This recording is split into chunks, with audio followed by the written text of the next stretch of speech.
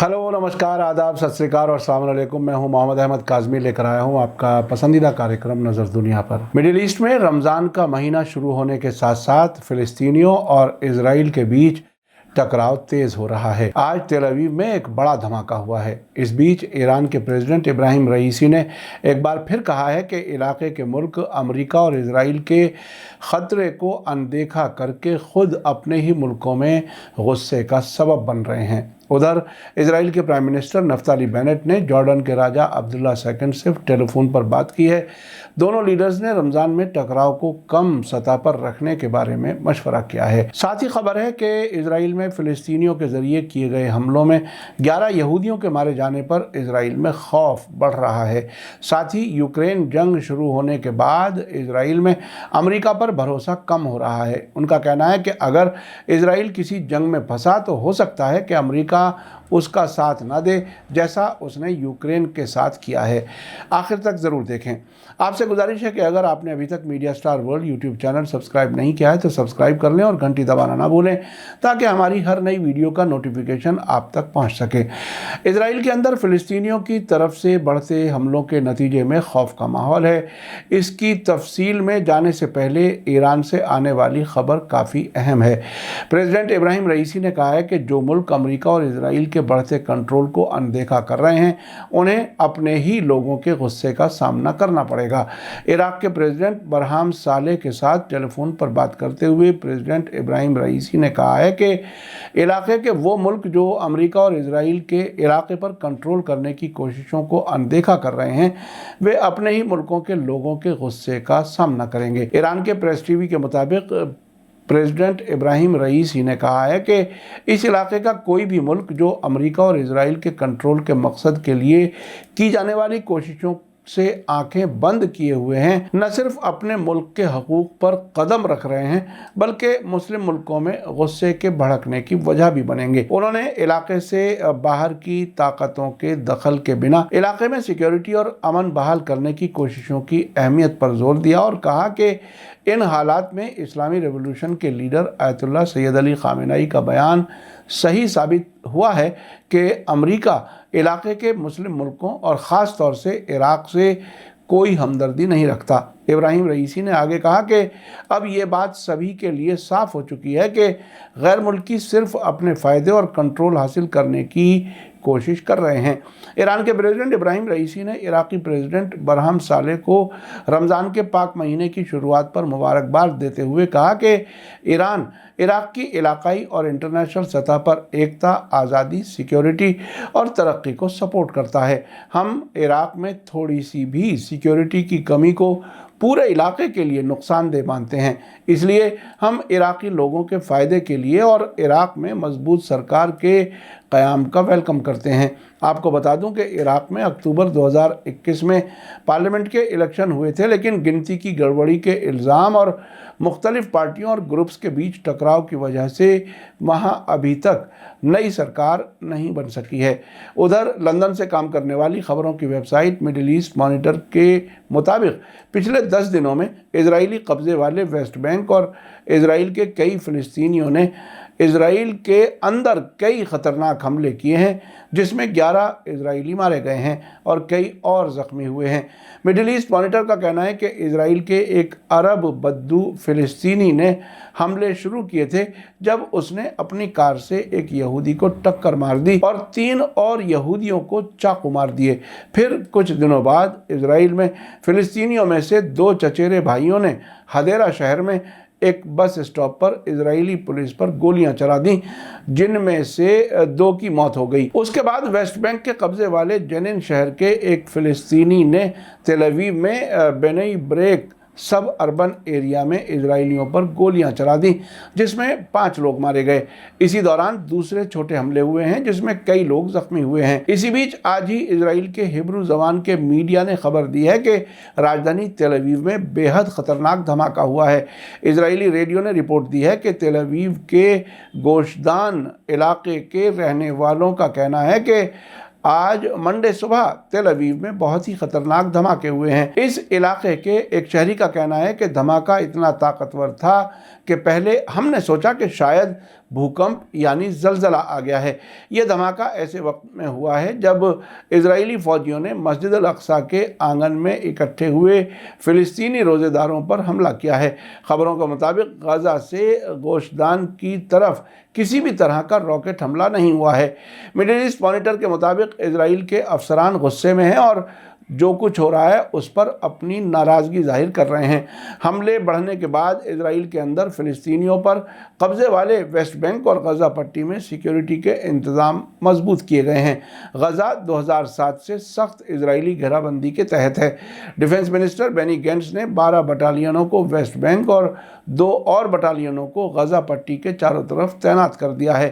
اسرائیلی police نے یروشلم کے پرانے شہر اور اسرائیل کے اندر عرب کمیونٹی پر اپنی پکڑ مضبوط بنا لی ہے۔ اسرائیل کے پرائم منسٹر نفتالی بینٹ نے کہا ہے کہ ریسورسز کی کوئی حد نہیں ہے جسے ٹیررزم سے نپٹنے کے لیے استعمال کیا جا سکتا ہے۔ انہوں نے کہا ہے کہ حال کے دنوں میں ویسٹ بینک اور گرین لائن پر فوج کی موجودگی کو کافی مضبوطی دی گئی ہے۔ ادھر ٹائمز آف اسرائیل نے خبر دی ہے کہ پرائم منسٹر نفتالی بینٹ نے کل سنڈے کو جارڈن کے راجہ عبداللہ سیکنڈ کے ساتھ فون پر بات کی ہے۔ دونوں لیڈرز نے رمضان کے پاک مہینے کے دوران اسرائیل اور فلسطینیوں کے بیچ تناؤ کم رکھنے کی اہمیت پر بات کی ہے۔ آپ کو یاد دلا دوں کہ پچھلے جولائی میں عمان میں جارڈن کے راجہ عبداللہ نے اسرائیل کے پرائم منسٹر نفتالی بینٹ کی خفیہ طور پر میزبانی کی تھی۔ اس کے بعد دونوں لیڈرز کے بیچ یہ پہلی فون کال تھی۔ راجہ عبداللہ سیکنڈ کے دربار سے جاری بیان میں کہا گیا ہے کہ اس ٹیلی فون کال کے دوران جارڈن کے راجہ نے فلسطینی علاقے میں کسی بھی تناؤ کے بڑھنے سے بچنے کے لیے امن بحالی کی اہمیت پر زور دیا ہے۔ مڈل ایسٹ مانیٹر نے بتایا ہے کہ راجہ عبداللہ نے الاقصیٰ مسجد میں مسلم عبادت کے لیے سبھی رکاوٹوں کو دور کرنے کے لیے اور خاص طور سے رمضان کے پاک مہینے میں ایسے کسی بھی کام کو روکنے کے لیے کہا ہے جس سے حالات بگڑ سکتے ہیں۔ مڈل ایسٹ مانیٹر کے مطابق اسرائیلی سرکار اور فوجی انسٹیٹیوشنز دونوں ہی فلسطینیوں کی طرف سے ان بڑھتے حملوں کی وجہ کی تلاش کر رہے ہیں۔ پہلے 2 حملوں کے لیے انہوں نے ٹیررسٹ گروپ داعش کی طرف اپنی انگلیاں اٹھائی تھیں اور دعویٰ کیا تھا کہ پہلا حملہ آور جسے حراست میں لیا گیا تھا داعش میں شامل ہونے کے لیے غیر ملکی سفر کرنے کی کوشش میں جیل رہ چکا ہے، جبکہ ہدیرہ میں حملہ آوروں پر الزام لگایا گیا تھا کہ وہ داعش سے انسپائرڈ یعنی پریرت ہیں۔ مڈل ایسٹ مانیٹر کا کہنا ہے کہ اسرائیلی سرکار مسلمانوں کے پاک مہینے رمضان کو بدنام کرنے کے لیے پروپیگنڈے کا فائدہ اٹھانے کی کوشش کر رہی ہے۔ حال ہی میں اس کے تحت اسرائیلی سرکار نے امریکیوں کے ساتھ مل کر پڑوس کے عرب ملکوں کے لیڈرز کے ساتھ فلسطینی اتھارٹی کے لیڈرز کے ساتھ میٹنگیں کی ہیں۔ غزہ میں موجود حماس، اسلامک جہاد اور دوسرے ریزسٹنس گروپس نے فلسطینیوں کی طرف سے بڑھتے حملوں کی وجہ ویسٹ بینک اور غزہ پٹی میں فلسطینیوں پر اسرائیلیوں کے حملوں کو ذمہ دار بتایا ہے۔ انہوں نے خاص طور سے قبضے والے ویسٹ بینک میں فلسطینی زمین پر قبضے، اسرائیلی یہودی بسنے والوں کی طرف سے بڑھتے حملے، الاقصیٰ مسجد کی ہر دن ہونے والی بے عزتی اور اسرائیل میں فلسطینیوں کے خلاف نسلواد اور غزہ پر لگاتار گھیرا بندی کو ان حملوں کی وجہ بتایا ہے۔ ایک بیان میں حماس نے کہا ہے کہ اسرائیلی قبضے کی طرف سے لگاتار حالات کو دھماکہ خیز بنایا جا رہا ہے۔ حماس کا کہنا ہے کہ ہمارے لوگوں کی طرف سے اور بھی زیادہ طاقتور اور زیادہ دردناک اور خطرناک حملے ہوں گے۔ ہمارے لوگ فلسطینی قبضے والی زمین یعنی پورے اسرائیل میں ان حملوں میں شامل ہوں گے۔ اسی بیچ ڈاکٹر عدنان ابو عامر نے مڈل ایسٹ مانیٹر میں چھپے اپنے ایک آرٹیکل میں لکھا ہے کہ روس یوکرینی جنگ نے اسرائیل کے فیصلے لینے والے حلقوں میں خطرے کی گھنٹی بجا دی ہے، کیونکہ اب تک کے بھروسے مند ساتھی کے طور پر امریکہ کو بڑھتے شک کے ساتھ دیکھا جا رہا ہے۔ حقیقت یہ ہے کہ یوکرین پوتن سے نپٹنے کے لیے اکیلا رہ گیا ہے۔ ایران وہی کر رہا ہے جو وہ چاہتا ہے، اور افغانستان سے امریکہ کی واپسی کے بعد سے امریکہ کی بے عزتی کا ماحول بنا ہوا ہے۔ یہ واقعات اسرائیلیوں کو یہ پوچھنے کے لیے مجبور کر رہے ہیں کہ کیا اسرائیل کسی آنے والی جنگ کے موقع پر امریکہ پر بھروسہ کر سکتا ہے؟ یا امریکہ بہت زیادہ بدل رہا ہے اور اب بہت کمزور ہے؟ ابو عامر کے مطابق اسرائیلی یہ بھی پوچھ رہے ہیں کہ ان کے ملک کے کسی بڑی جنگ میں پھنسنے کی حالت میں امریکہ کیا رول ادا کر سکتا ہے۔ اس طرح کی جنگ میں ضروری طور سے شہری سینٹرز کو نشانہ بنایا جائے گا، فوجی ڈھانچے اور بنیادی ڈھانچے کو تباہ کیا جائے گا اور بہت بڑی تعداد میں لوگ مارے جائیں گے۔